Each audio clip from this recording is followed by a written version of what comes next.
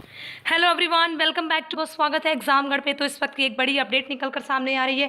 जिस तरह से सुप्रीम कोर्ट में सुनवाई शुरू होने के संकेत मिल चुके हैं, आज सुप्रीम कोर्ट में चौथी बार सुनवाई होने वाली है। तो देखिए, आज आखिर सुनवाई होती है या छात्रों के लिए फिर से एक नया मोड़ ले लेता है सुप्रीम कोर्ट, एक नई डेट देता है। लेकिन जहाँ तक उम्मीद है, आज आखिरी सुनवाई ही होगी और छात्रों के वकील की तरफ से जो केस मजबूती के साथ पेश किया गया है, उम्मीद है कि छात्रों को वो सब देखते हुए कहा जा सकता है कि छात्रों की जीत ही होगी।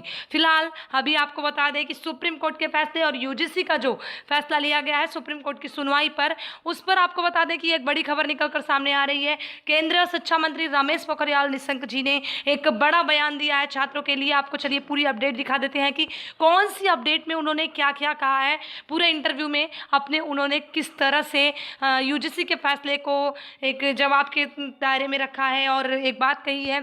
फिलहाल रमेश पोखरियाल निशंक जी यूजीसी के फैसले को पूरी तरह से सपोर्ट करते हुए नजर आए हैं और वहीं दूसरी तरफ छात्रों के लिए अब कुछ नहीं बचा है, केवल आखिरी उम्मीद सुप्रीम कोर्ट बची है। चलिए आपको पूरी अपडेट दिखा देते हैं कि किस तरह की अपडेट है।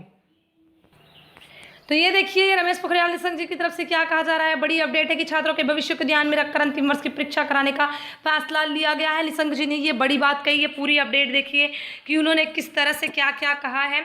केंद्रीय शिक्षा मंत्री रमेश पोखरियाल निशंक ने सोमवार को कहा कि विश्वविद्यालय अनुदान आयोग यूजीसी ने अंतिम वर्ष की परीक्षाएं आयोजित कराने का फैसला छात्रों के भविष्य को ध्यान में रख कर लिया है। तो उनकी तरफ से ये बड़ी जानकारी, एक ब्रेकिंग न्यूज मिल रही है कि रमेश पोखरियाल निशंक जी खुद नहीं चाहते हैं कि यूजीसी अपना फैसला वापस ले, क्योंकि इनकी वजह से अगर ये बोल दिए होते तो अब तक उम्मीद है कि ये फैसला वापस ले लिया गया होता। जहाँ तक आप देख रहे हैं कि सोशल मीडिया, ट्विटर हैंडल, सब जगह पे यही अपडेट्स मिल रही है। पिछले वीडियोस में मैंने आपको बताया भी, दिखाया भी कि एक ट्विटर हैंडल के, मेरे खुद के ट्विटर हैंडल के माध्यम पर कितने छात्रों ने कमेंट करके जानकारी दी है। फिलहाल आपको बता दें कि इनकी तरफ से जो भी अपडेट्स मिल रही है उसको सुप्रीम कोर्ट ध्यान में नहीं रखेगा। अगर आप ये सोच रहे हैं कि सुप्रीम कोर्ट रमेश पोखरियाल निशंक जी की बात मानेगा, तो ऐसा बिल्कुल नहीं है। सुप्रीम कोर्ट अपने लिए एक अलग से फैसला लेगा। सुप्रीम कोर्ट एनालिसिस करेगा छात्रों के लिए कि क्या फैसला लेना चाहिए और वही फैसला सर्वमान्य होगा। उन्होंने विभिन्न विश्वविद्यालयों के कुलपतियों के साथ बातचीत के दौरान कहा कि छात्रों के भविष्य को ध्यान में रखकर यह फैसला लिया गया है। यह इसलिए किया गया है कि छात्रों को भविष्य में किसी परेशानी का सामना नहीं करना पड़े। विश्वविद्यालयों को ऑनलाइन, ऑफलाइन या इन दोनों में मिश्रित माध्यम से परीक्षा संचालित करने का विकल्प दिया गया है। मंत्री ने कहा कि नई शिक्षा नीति वैश्विक स्तर पर एक नेतृत्वकर्ता के रूप में भारत की स्थिति मजबूत करेगी।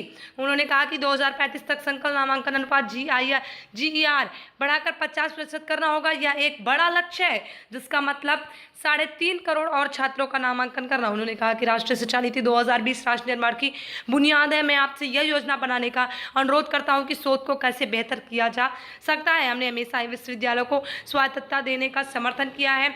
हम इस बात पर गौर कर रहे हैं कि 45,000 डिग्री कॉलेजों को कैसे बेहतर बनाया जाए और उन्हें स्वायत्तता दी जाए। अभी सिर्फ 8,000 ऐसे कॉलेज हैं। आपको बता दें कि 6 जुलाई को यूजीसी ने परीक्षा से संबंधित दिशा निर्देश जारी कर विश्वविद्यालयों को अंतिम सेमेस्टर की परीक्षा सितंबर के अंत तक ऑनलाइन, ऑफलाइन या इन दोनों में से मिले जुले रूप में संचालित करने को कहा। हालांकि सुप्रीम कोर्ट में कई याचिकाएं दायर कर दिशा निर्देश को चुनौती दी गई है और अंतिम वर्ष की परीक्षा रद्द कराने की मांग की गई है। और आज उम्मीद है कि आखिरी सुनवाई ही होगी, क्योंकि चौथी बार सुनवाई आके लटक चुकी है। तो उम्मीद कर रहे हैं कि आज आखिरी सुनवाई हो जाएगी, छात्रों को एक राहत भरी खबर मिल जाएगी सुप्रीम कोर्ट से। और अगर नहीं भी मिलती है तो छात्रों को एक सीख मिल जाएगी कि जिनको छात्रों ने, एक युवा लोगों ने ही मिलके जिनको ऊपर बैठाया, उन्होंने ही छात्रों की बातों को नहीं सुना है। फिलहाल ये जो भी बातें मैं बोल रही हूँ, अगर किसी को गलत लगे तो उसके लिए आई एम रियली सॉरी, लेकिन ये सब रियल अपडेट्स हैं। क्योंकि आज 2 महीने से लगातार छात्र इसी को लेके परेशान है, लेकिन किसी भी तरह का कोई विकल्प, कोई निर्णय, कोई हल नहीं निकाला गया। और फाइनली 2 महीने बाद देखिए सुप्रीम कोर्ट में आज फैसला होने वाला है। लेकिन देखिए क्या होता है, कुछ कहा नहीं जा सकता, क्योंकि पिछले कई बार सुप्रीम कोर्ट में सुनवाई को टाला जा चुका है। फिलहाल जो भी अपडेट्स होगी सुप्रीम कोर्ट की, आपको यहां से लाइव देते रहेंगे हम। जो भी अपडेट्स आती रहेंगी, चाहे जितने टाइम पे आए, तो बने रहिएगा एग्जामगढ़ पे। मिलते हैं नेक्स्ट वीडियो में, तब तक के लिए कीप सपोर्टिंग। जय हिंद, वंदे मातरम।